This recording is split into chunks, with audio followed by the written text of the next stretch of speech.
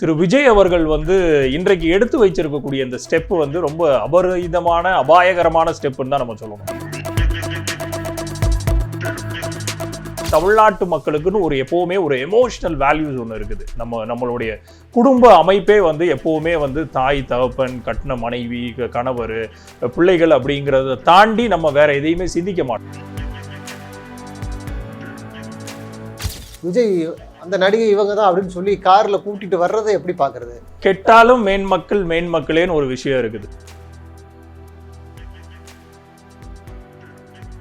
அப்போ கடைசி ஒரு 3 மாசத்துக்குள்ள இவர் எதையாச்சும் ஒன்று பண்ணான்னா இருக்கிற அந்த அலையன்ஸுக்குள்ள வரக்கூடிய கொஞ்ச நெஞ்ச வாக்கையும் இவர் கெடுத்துருவாருங்கிறது நிதர்சனமான உண்மை.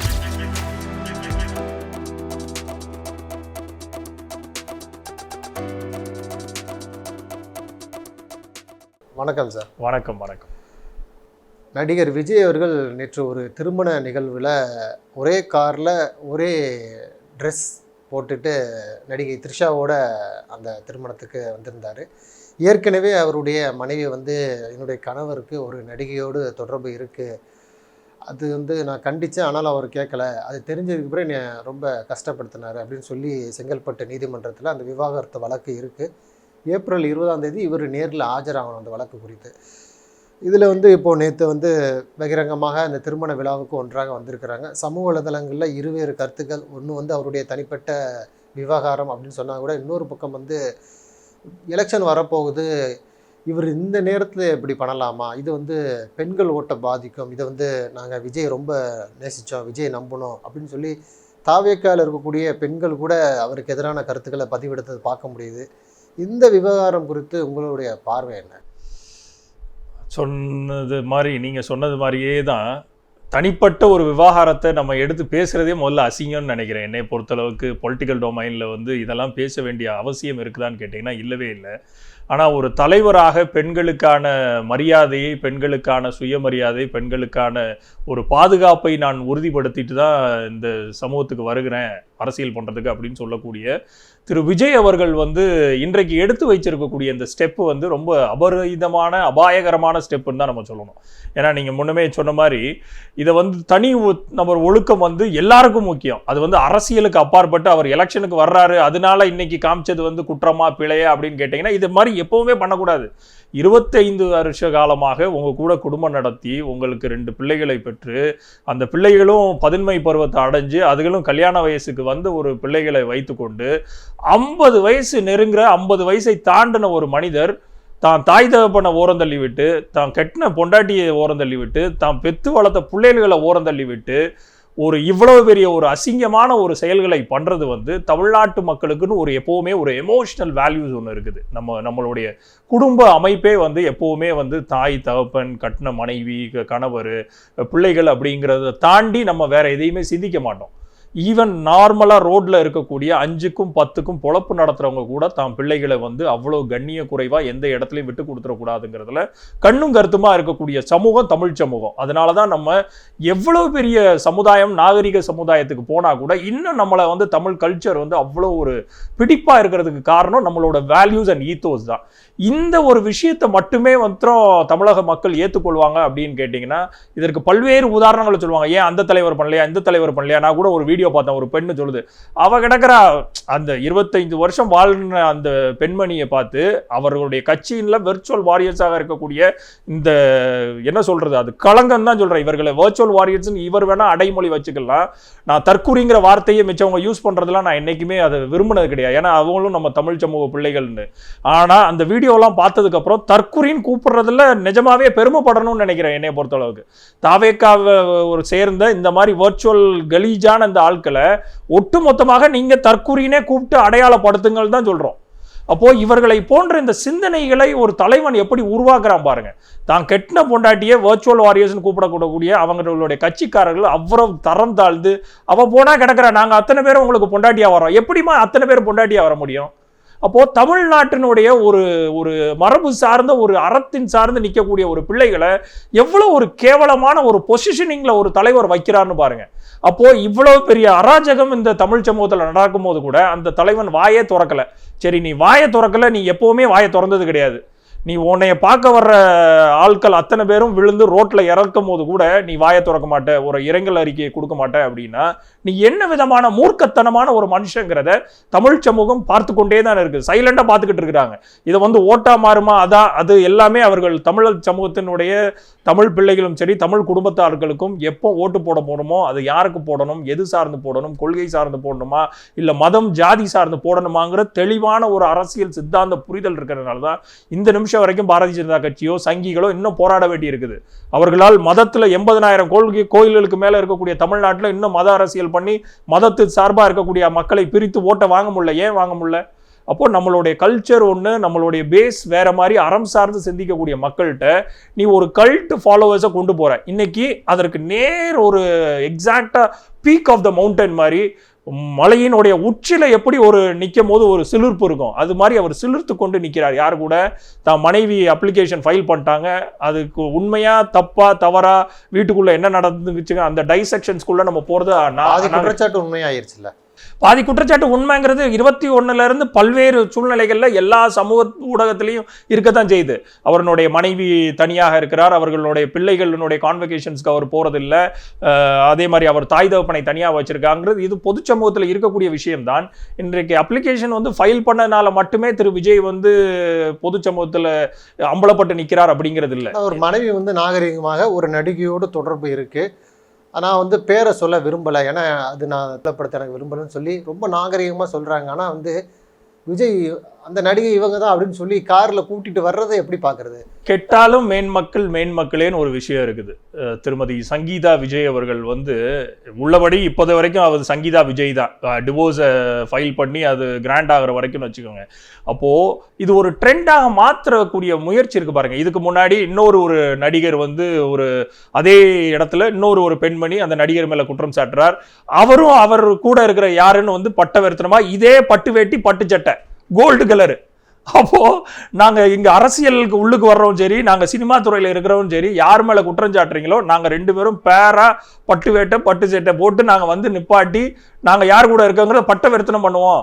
எங்களோட ரசிகர்களோட எங்களுடைய அரசியல் தொண்டர்களோ எதுவும் வாயை திறக்க கூடாது இதுக்கு மேல அப்படின்னு செட் பண்ணக்கூடிய இந்த அஜெண்டா, இந்த ஒரு ட்ரெண்ட் இருக்கு பாருங்களேன். தமிழ் சமூகம் செருப்பால இத்தனை பேரையும் அடிக்கணும். I am sorry to use the language. ஒட்டுமொத்தமாக 25 வருட காலமாக கண்ணியமாக வாழ்ந்த ஒரு பெண்மணிக்கு நீங்க கொடுக்குற ஒரு அநாகரிகத்தினுடைய உச்சமான பதில் இது. இதுல வந்து நீ வந்து பெரிய ஆம்பளை, நீ வந்து ஒரு ஸ்டேட்மெண்ட்டை நான் கொடுக்குறேன்னா உன்ன மாதிரி ஒரு கலீஜான ஒரு ஆளை, உன்ன மாதிரி ஒரு கழுசடையான ஆளை, தமிழ் சமூகத்தினுடைய பெண்கள் ரொம்ப மோசமான மனநிலைமை உள்ளவங்க எப்பவுமே. அவர்களுக்கு வந்து இந்த மாதிரி ஒரு சீட்டிங்கை, இந்த மாதிரி ஒரு கேவலமான உச்சத்துல யார் வீட்டிலேயாச்சும் ஏன் தாய் உட்பட என் தங்கை உட்பட ஒட்டுமொத்தமா வீட்டில் இருக்கிற பெண்மணி, அவருடைய கணவர் வேற ஒருத்தர் கூட இருக்கிறார், அவரை வந்து பட்டவர்த்தனமா பப்ளிக் முன்னாடி கொண்டு வந்துட்டு இவங்களை த்ரெட்டன் பண்றாங்க அப்படின்னா எந்த பெண்மணி அலோவ் பண்ணுவாங்க? என் தாய் அலோவ் பண்ண மாட்டாங்க, செருப்பால அடிப்பாங்க.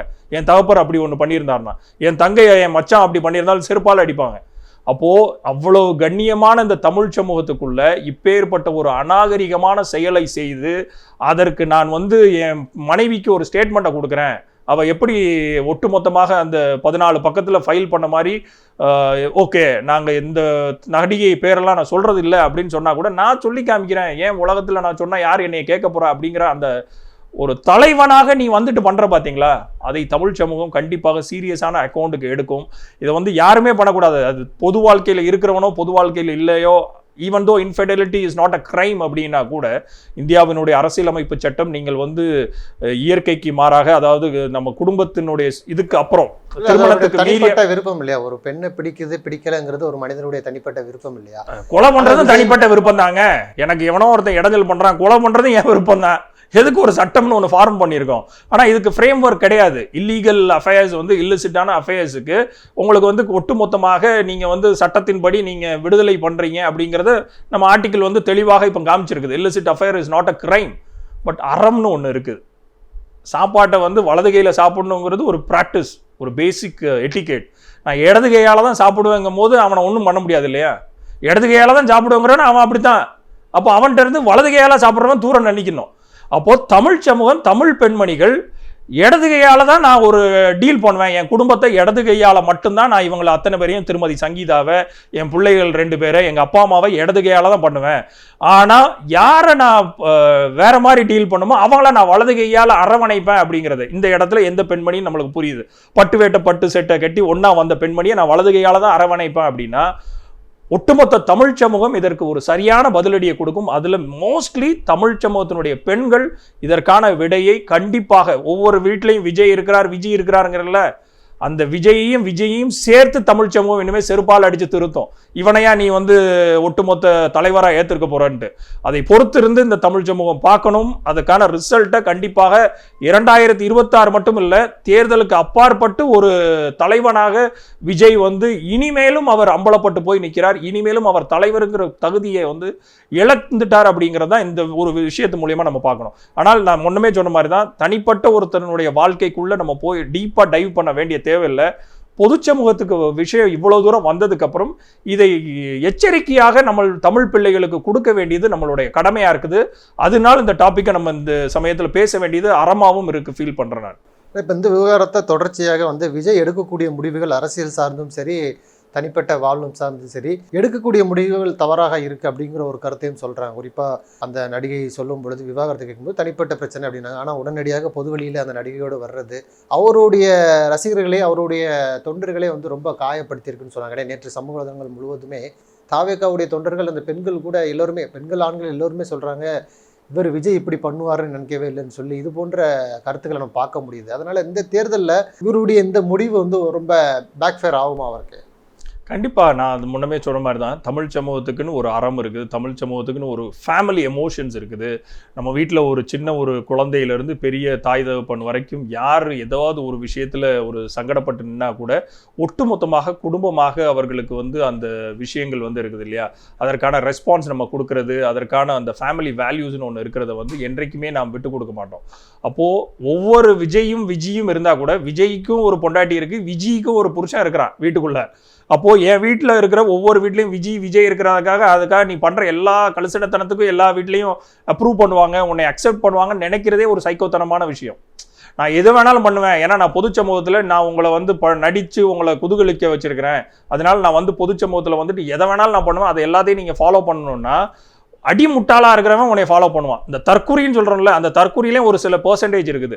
இந்த பொண்ணு மணி மாதிரி இந்த ஒரு பொண்ணு சொல்லுச்சுல்ல, யாரா வேணாலும் விட்டுட்டு வா, நான் இருக்கிறேன், அத்தனை பேர் நாங்கள் உங்களுக்கு பொண்டாட்டியாக இருப்போம்ட்டு, அந்த மாதிரி ஒரு சில தற்குறிகள் வேணால் அவர் பண்ணுறதை அக்செப்ட் பண்ணுவாங்க. மிச்ச வீட்டுக்குள்ளே இருக்கக்கூடிய தமிழ் சமூகத்தினுடைய பெண்மணிகளோ இல்லை ஆண்களோ குடும்பத்தினுடைய வேல்யூஸ் தெரிஞ்ச ஆட்கள், கட்டின பொண்டாட்டியை என்னைக்கும் நம்மளை நம்பி வந்தவங்கள, நம்மளுக்கு நம்பி வந்த கணவரை இல்லிசிட்டான அஃபேர், ஈவன் தோ நான் திருப்பி சொல்கிறேன், illicit affair is not a கிரைம்னா கூட அறம் சார்ந்து அதை போகக்கூடாது, அறம் சார்ந்து நம்மளுக்கு ஒருத்தனுக்கு ஒருத்தி அப்படிங்கிற அந்த ஃபார்முலாக்குள்ள ஃப்ரேம் ஒர்க்குள்ள கட்டமைச்சு வந்திருக்குது அந்த வரலாறு. அப்போது அதில் இருந்து மீறி ஒரு தகாத உறவுக்குள்ளே போகும்போது அட்லீஸ்ட் கொஞ்சமாச்சும் ஒரு பேசிக்கான ஒரு பயம் இருக்கணும். அந்த பயம் கூட இல்லாமல் நான் பொது சமூகத்துக்கு வேறு விதமான ஒரு விஷயத்தை காமிப்பேன் அப்படின்னா, அதே வீட்டுக்குள்ளே இருக்கிற விஜய்க்கோ தனது கணவரும் மனைவியும் அதை பண்ணனானா ஏற்றுக்க முடியுமா? முடியாது. அப்போது அவன் வீட்டுக்குள்ளே இருக்கிற பிள்ளைகள் அதை பார்த்து தன்னுடைய தகப்பனை பார்த்து தன்னுடைய தாயை பார்த்து இந்த மாதிரி இல்லிசிட்டான உறவுகள் நம்மளும் வச்சுக்கலாம் அப்படின்னு வந்தோம்னா ஒட்டுமொத்தமாக அந்த சிஸ்டமே கொலாப்ஸ் ஆயிடுது. மேரேஜுங்கிற ஒரு இன்ஸ்டிடியூஷனே கொலாப்ஸ் ஆயிடுது. இதைத்தான் அட்வொகேட் பண்ணுறார், இதைத்தான் ஒட்டுமொத்த தமிழ் சமூகத்துக்கு பண்ணுறாரு அப்படின்னா விஜய் ரசிகர்களும் இதை எதிர்த்து பேச வேண்டியது காலத்தினுடைய சூழ்நிலை. இடது கையால் இவரை புறந்தள்ள வேண்டியது ஒட்டுமொத்த தமிழ் சமூகத்தினுடைய சிந்தனையாக இருக்கணுங்கிறது என்னை போன்றவர்களோட பார்வை. இதில் இப்போது தமிழக ஆளுநர் RN ரவி அவர்கள் நேற்று இரவு மாற்றப்பட்டிருக்கிறாரு. மேற்கு வங்கத்துக்கு ஆளுநராக நியமிக்கப்பட்டிருக்கிறாரு. இங்கே கேரளாவுடைய இது கூடுதலாக கவனிப்பார்னு சொல்லப்படுது. இரவோடு இரவாக ஆளுநரை மாற்ற வேண்டிய அவசியம் என்ன அப்படின்னு உங்களுடைய பார்வை? அவர் எப்படி வேற ஒரு மாநிலத்தில் இருந்து இரவோட இரவாக இங்கே பெட்டி படுக்க வச்சுக்கிட்டு வந்தாரோ அதே மாதிரி தான் இப்போ இரவோடு இரவாக மாற்றப்படாது. ஏன்னா எலெக்ஷன் நேரத்தில் எதையும் வாயகையை விட்டுட்டு போயிடறாரா அப்படிங்கிற ஒரு பயமாக கூட இருக்கலாம். ஏன்னா அவர் கிட்டத்தட்ட 4 வருஷமாக இந்த திமுக ஆட்சிக்கு கொடுத்த குடைச்சல் என்ன, அதனால் பாரதிய ஜனதா கட்சிக்கு இருந்த கொஞ்ச நஞ்ச வாக்கு வங்கியும் இவர் சிதைச்சிட்டாருங்கிறது ஒட்டுமொத்தமாக பிஜேபிக்கு தெரியும். அப்போ கடைசி ஒரு 3 மாதத்துக்குள்ளே இவர் எதையாச்சும் ஒன்று பண்ணான்னா இருக்கிற அந்த அலையன்ஸுக்குள்ளே வரக்கூடிய கொஞ்ச நஞ்ச வாக்கையும் இவர் கெடுத்துருவாருங்கிறது நிதர்சனமான உண்மை. அதுவும் இல்லாமல் திமுகவினுடைய அரசாங்கம் இவரை ஒட்டுமொத்தமாக புறம் தள்ளி ஜனநாயகபூர்வமாக இந்த தமிழ் சமூகத்தில் எப்படி அதை கொண்டு போகணும், எப்படி சுயாட்சி எப்படி முக்கியம் மாநிலத்துக்கு அப்படிங்கிறத வெவ்வேறு மாநிலங்களுக்கு ஒரு டெக்ஸ்ட் புக் எக்ஸாம்பிளாக இன்றைய ஆளுநரை எப்படி கையாளணும், பல்வேறு விஷயங்களில் ஆளுநருக்கு எதிரான சட்ட போராட்டங்கள் மூலியமாக முன்னெடுத்து அதை ஒவ்வொரு வழக்காக வெற்றியும் பெற்று ஆளுநருக்கு, இங்கே உள்ள ஆளுநருக்கு மட்டும் இல்லை, ஒட்டுமொத்தமாக இந்தியாவில் இருக்கக்கூடிய அத்தனை ஆளுநர்களுக்கும் பல்வேறு தீர்ப்புகளை வாங்கி கொடுத்ததுல தமிழ்நாடு ரொம்ப மிக முக்கியமான களத்தில் நின்று வேலை பார்த்துருக்குது. அப்போ இப்பேற்பட்ட ஆளுநரை இந்த சமயத்துல மாற்ற வேண்டிய தேவை என்ன இருக்குன்னா, கண்டிப்பாக பாரதிய ஜனதா கட்சிக்கு ஹிடன் அஜெண்டா. அவர் வந்த வேலையை முடிப்பாரான்னு பார்த்தோம், அவர் வந்த வேலையை முடிக்க மாதிரி எதுவும் தெரியல. அவர் இருந்த வரைக்கும் ஒட்டுமொத்தமாக குடைச்சல் மட்டும்தான் கொடுத்தார வட்டி இந்த கவர்மெண்ட்டை நீல் டவுன் போட வச்சு மிச்ச இடத்துல இப்போ ஃபார் எக்ஸாம்பிள் கம்யூனிஸ்ட் ஆளக்கூடிய கேரளாவில் பார்த்தீங்கன்னா அவர் அப்படியே அமைதியாயிட்டார் பினராயி விஜயன். ஏன்னா அவருக்கு கொடுக்கப்பட்ட அந்த தங்க கடத்தல் வழக்கில் வேறு ஒரு சிலமான அசைன்மெண்ட்லாம் கொடுத்தாங்க. அது அவர்கள் ஓரளவுக்கு அதை பூர்த்தி பண்ணதுனால ஒட்டுமொத்தமாக அந்த அரசாங்கமே அமைதியாயிருச்சு. அதே மாதிரி அமைதிப்படுத்துறதுக்கு இங்கே பல்வேறு விஷயங்களை அவர் வந்த நாள் முதற்கொண்டு கடைசியாக கிளம்புற நாள் வரைக்கும் அவர் பண்ணி பார்த்தாரு. எதுவும் இந்த இடத்துல தமிழகத்தினுடைய ஆட்சி புரியக்கூடிய திராவிட முன்னேற்ற கழகத்தில் எதுவும் ஸ்டெப் எடுக்கலைங்கும் போது ஆப்வியஸாக இவர்களை மாற்ற வேண்டிய தேவை எலெக்ஷன் டயத்தில் இருக்குது. ஏன்னா வேற எதையாச்சும் பொருளையை கிளப்பி விட்டு மனுஷன் இருக்கிற கொஞ்ச நெஞ்ச வாக்குகளையும் பாரதிய ஜனதா கட்சிக்கு விழாமல் பண்ணுவார் அப்படிங்கிற ஒரு பார்வை மட்டும்தான் இதில் இருக்குது.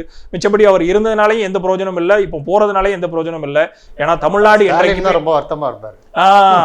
அவர் வேணா வருத்தமா இருப்பார். ஏன்னா அவர் ரெக்வஸ்டாவே வச்சாரு, நீங்க இருக்கிற வரைக்கும் எங்களுக்கான பிரச்சாரத்தை பாதி பிரச்சாரத்தை நீங்களே முடிச்சிடுறீங்க, அப்போ நீங்க இன்னும் எலெக்ஷனை முடிச்சுட்டு போங்கன்னாரு.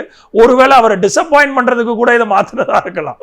ஸோ எனக்கு எதிரிக்கு எதிரி நண்பங்கிற மாதிரி, ஓ நீ அப்படி நினைக்கிறியா, உன்னை நான் டிசப்பாயிண்ட் பண்ற, வேற எந்த மூலியமாவும் பாரதிய ஜனதா கட்சி இப்போ சிஎம் எப்படியும் பிரிச்சு பார்க்கணும்னு நினைச்சாங்க. இந்த கூட்டணியை எப்படியாச்சும் பிரிச்சிடணும் அப்படிங்கிறதுனுடைய நீட்சி தான் விஜயினுடைய வருகையே. என்னைய பொறுத்தளவுக்கு நான் அப்படித்தான் பார்ப்பேன். விஜயை கொண்டு வந்ததுக்கு காரணமே இவர்களுக்கான 3வது அணி 4வது அணியை பிரிக்கணும் அப்படிலாம் கிடையாது.